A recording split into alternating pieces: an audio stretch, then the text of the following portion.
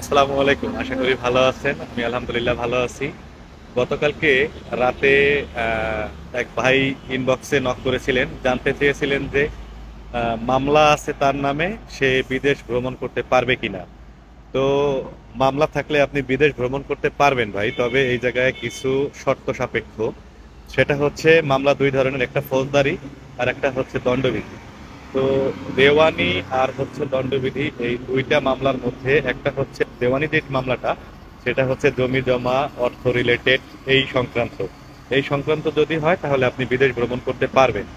আর যদি আপনার দণ্ডবিধি মামলা হয়ে থাকে সেক্ষেত্রে আপনি বিদেশ ভ্রমণ করতে পারবেন, তবে কিছু শর্ত সাপেক্ষ। যেমন আপনি যদি কোর্টে স্যালেন্ডার করেন, কোর্ট থেকে যদি আপনাকে জামিন দেয়া হয়, আর জামিনে ওই জায়গায় যদি উল্লেখ করা থাকে যে আপনি বিদেশ ভ্রমণ করতে পারবেন না, তাহলে কিন্তু আপনি বিদেশ যেতে পারবেন না। অথবা কোর্ট যদি আপনার পাসপোর্ট নিয়ে নেয়, জব্দ করে নেয়, তাহলেও আপনি যেতে পারবেন না, কারণ পাসপোর্ট ছাড়া আপনার যাওয়ার কোনো ওয়ে নাই।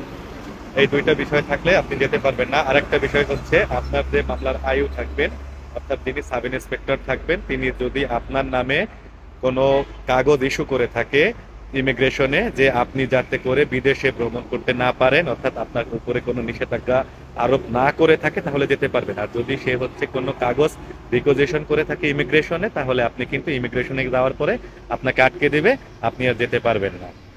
তো এই হচ্ছে বিষয়।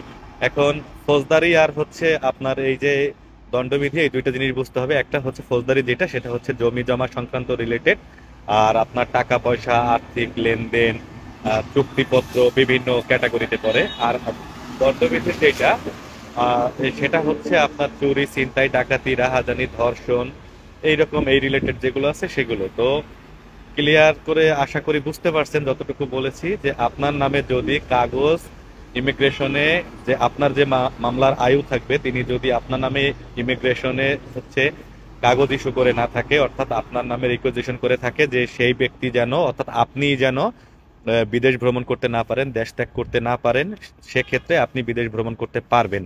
যদি ইমিগ্রেশন না জানে, আর যদি ইমিগ্রেশন জানে তাহলে আপনি কখনোই ইমিগ্রেশন পার হয়ে বিদেশ যেতে পারবেন না।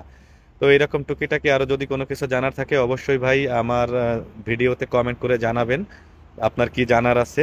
আর হচ্ছে যদি কমেন্ট করতে না চান তাহলে হচ্ছে ইনবক্সে নক করতে পারেন, যতটুকু সম্ভব জানানোর চেষ্টা করব। তো ভালো থাকবেন। আসসালামু আলাইকুম।